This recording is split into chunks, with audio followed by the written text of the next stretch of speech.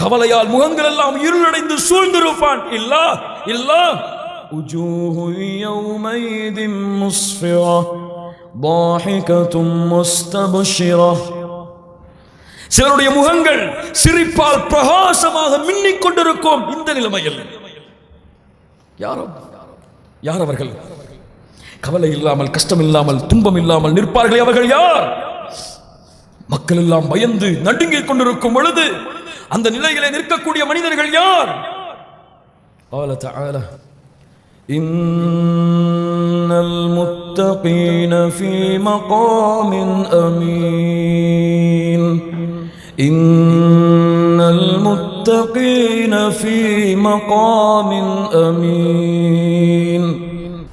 ரப்பு சொல்லுகிறார், அவர்கள் யார்?